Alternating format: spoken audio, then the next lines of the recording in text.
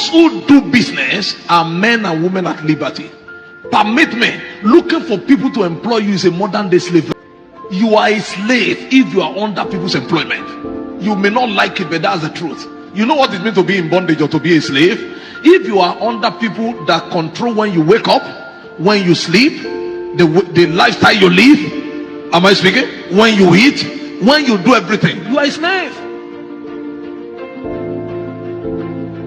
They tell you resume by 7. You are a slave. But it's far, far better to be enslaved to self than to be enslaved to people. That's what business does to your life. God wants you to do business. And it will also interest you to know that business is one major avenue by which God brings returns to all your kingdom investment. He said, whatsoever he doeth shall prosper. So you must be doing something.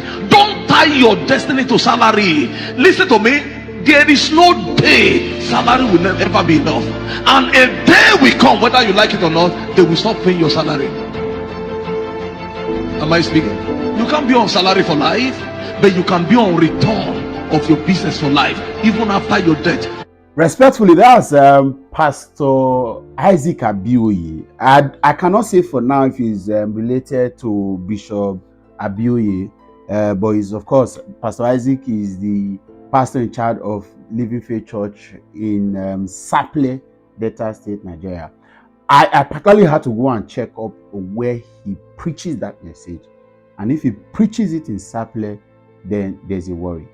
Right? And again, just to put it in proper context, it is not wrong for a message like this to say that people should strive to become business owners and business executives, own business, but it's a one-sided message.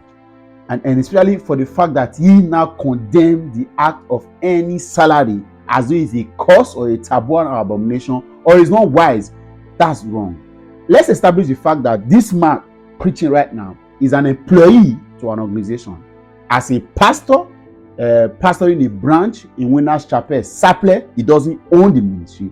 He doesn't own it in franchise, doesn't own it in part. He doesn't own any stock and any stake. Probably he's just an employee, privileged by God to work in his vineyard. No disrespect meant. But he is holding the microphone and standing on the altar of God to condemn people's idea of working to earn legitimate means. And this has been the kind of message that has been preached and propagated in the last couple of years, that are pushing young people away from investing in valuable time in corporate organization, grow through the ladder and become who they want to be, and turn them to business executives and CEOs of WhatsApp group and businesses that may not even, no disrespect meant again for entrepreneurs and emerging entrepreneurs, so to speak. But a lot of people would have done better if they hooked themselves in a place, worked and earned legitimate means, and planned with it. Again, this message would have been correct if the idea of trying to rob his salary and wages was out of it. Because I don't understand. And for the knowledge that I have about how a couple of these churches work, it's even, with all due respect, it's even more tighter in places like Winners Chapel where you work. In some ministries, they got some level of leverages.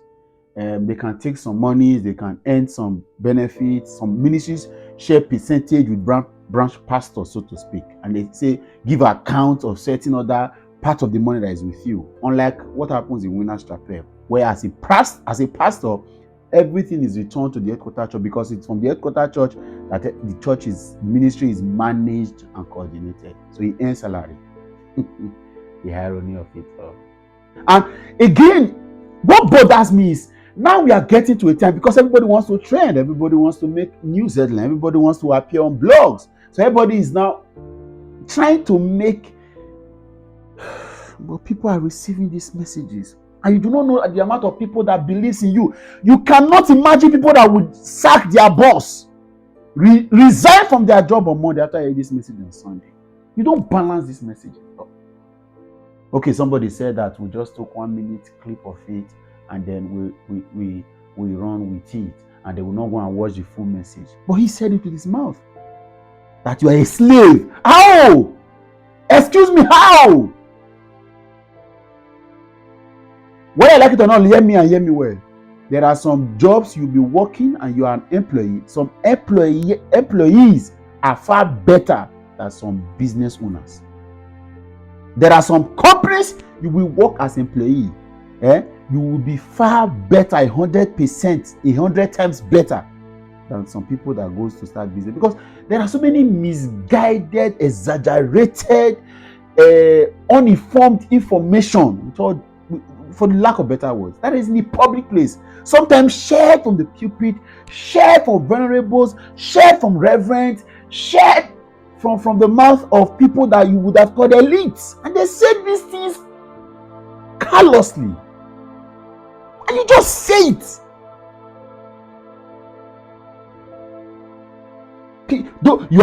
How can you be a slave because you work to earn money? In a narrative that is in public place, not mine, somebody said this is how they say it. So because they want, so that you can be able to have access to your money to come and use to submit. That's what somebody said. It's not my thought. But this is not right. I beg of you, if you're following me, you're a pastor, you have people, you have people you mentor, you have proteges, you have people that listen to you. Please ensure that your language is balanced. The things you say are balanced, because you never can tell the amount people that believe in you and run with this information. It can be really disastrous. It has some kind of implications on the long run that can damage a society that is growing. We have a crisis at hand. Let's be careful of what these things that we say, and there are people are going to come to the comments not to say you have a problem with men of God. Oh, you are not going to wonder for once. I did damage control for several years, right? I did damage control, and I tell you, the best way to start damage control is to agree.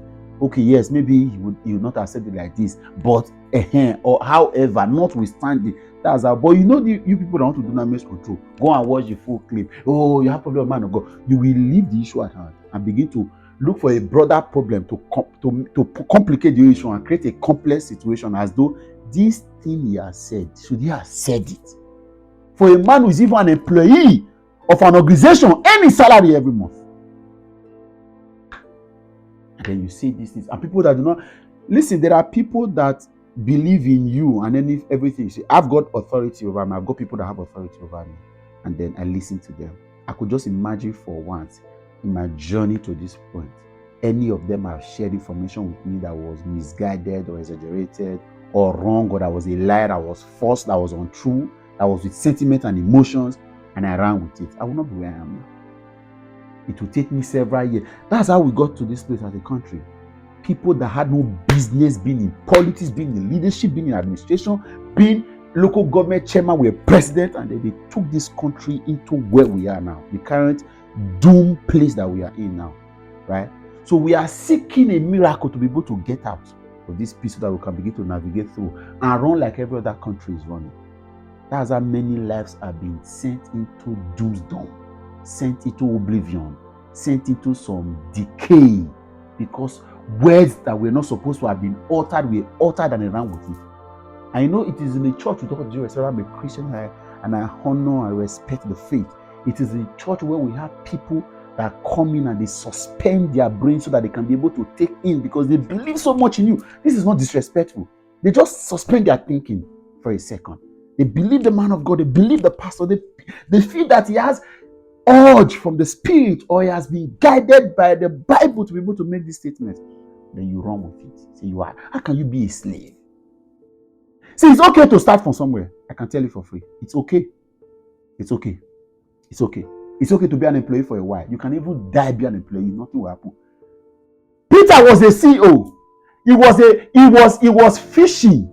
And Jesus called him to employ him in his own organization to raise him and say, come and join. If everybody you listen, if all the people you listen to are only pastors that are listening to motivational speakers, you are going wrong. You need to have business executive, entrepreneurs, business coaches that have played business. Go and read up them, follow them on social media. Forget all.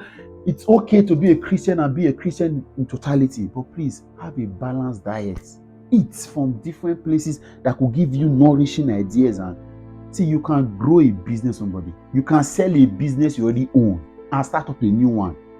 You can resign from that your Instagram vendorship and be employed in a company and use that your work, that your business to be side hustle.